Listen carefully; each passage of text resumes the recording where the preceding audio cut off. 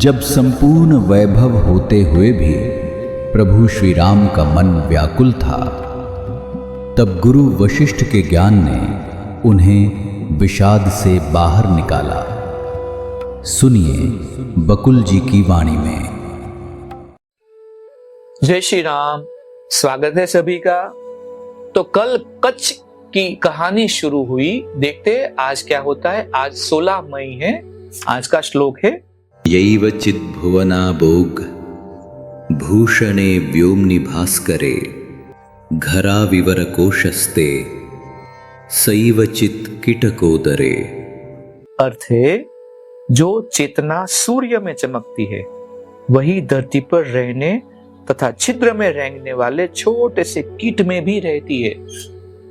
सूक्ष्म में भी और स्थूल में भी, विशाल में भी। वशिष्ठ ने कहा, दृश्य संसार की सृष्टि के बाद लहरों और तरंगों की तरह असीम चेतना के सागर में उत्पन्न होने वाले जीवों ने भौतिक आकाश में प्रवेश किया।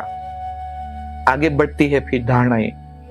और जब वायु, अग्नि, जल और थल तत्व अस्तित्व में आए तो वे जीव उनसे जुड़े।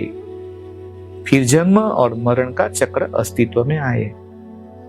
चंद्रमा की किरणों पर सवार होकर जीव पौधों और जड़ी बूटियों में प्रविष्ट हुए। वे इन पौधों के फल बने। तब वे नया जन्म लेने के लिए प्रस्तुत हुए। अजन्मे जीव में भी सूक्ष्म धारणाएं, विचार, बद्ध मानसिकताएं सुप्त रूप में रहती है। बहुत सुंदर। इस प्रकार जिस आवरण से वे ढके होते हैं वह हट जाता है। इनमें से कुछ जीव सात्विक और आत्मज्ञानी होते हैं। अपने पिछले जन्मों में भी ये विषय भोगों से विमुख रहते हैं।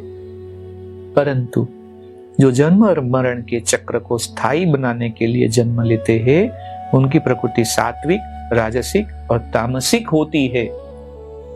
ऐसे भी जीव होते हैं जो होते तो है सात्विक, परंतु उनमें कुछ अंश राजसिक या तामसिक भी होते हैं। ये सत्य का अन्वेषण करते हैं और सद्गुणों से युक्त होते हैं। अन्य अज्ञान और मूर्खता के अंधकार से आवृत होते हैं। वे पाषाणों और पहाड़ियों की तरह स्थावर रहते हैं। जिनमें अच्छे गुण होते हैं और कुछ अवगुण या विकृतियां होती है, ऐसे सपनिक राजसिक जीव सदा प्रसन्न रहते हैं, ज्ञानी होते हैं और दुखी तथा निराश नहीं होते। वे वृक्षों की तरह निस्वार्थ होते हैं और उन्हों की तरह विगत कर्मों का फल प्राप्त करते हैं तथा नए कर्म नहीं करते। वे इच्छाविहीन हैं, उनके अंदर शांति है और वे घोर विपदा में भी अपनी शांति का त्याग नहीं करते। वे सभी से प्यार करते हैं और सभी को एक आंख से देखते हैं। वे दुख के सागर में डूबते नहीं। तीसरी बात, जीव को दुख के सागर में डूबने से बचने के लिए सभी उपाय करने चाहिए और आत्मा की प्रकृति को जानने के लिए प्रयत्नशील रहना चाहिए। उसे जानना चाहिए कि मैं कौन हूं तथा संसार का भ्रम कैसे उत्पन्न हुआ। शरीर के प्रति होने वाले अहम तथा सांसारिक आकर्षण से भी जीव को दूर रहना चाहिए। तभी वह जान पाएगा कि आकाश का विभाजन नहीं होता। चाहे आकाश में भवन खड़ा हो या ना खड़ा हो, जो चेतना सूर्य में चमकती है वही धरती पर रहने तथा छिद्र में रेंगने वाले छोटे से कीट में भी रहती है। हे राम, जो बुद्धिमान होता है और सत्य की प्रकृति में अनुसंधान करने में समर्थ होता है, उसे किसी भले और विद्वान व्यक्ति के पास जाना चाहिए और शास्त्रों का अध्ययन करना चाहिए। उस गुरु में सुखों के प्रति अभिप्सा नहीं होनी चाहिए। उसे योगाभ्यासी भी नहीं होना चाहिए। तभी वह परम पद को प्राप्त कर सकता है। पवित्र आत्माओं अर्थात संतों, महात्माओं का अनुसरण करके ही परम स्थिति को प्राप्त किया जा सकता है। हे राम, जो व्यक्ति तुम्हारी तरह बुद्धिमान हो, उत्तम स्वभाव का हो, समदर्शी हो और अच्छा ही देखने वाला हो, वही उस ज्ञान का अधिकारी है जिसका उल्लेख मैंने ऊपर किया है। हे राम, तुम तो पहले से ही मुक्त जीव हो, मुक्त की ही तरह रहो। अनुसंधान करना चाहिए कि मैं कौन हूं।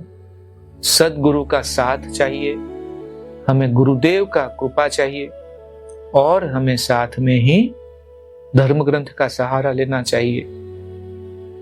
तो ही हम इस ज्ञान के पथ पर चल पाएंगे।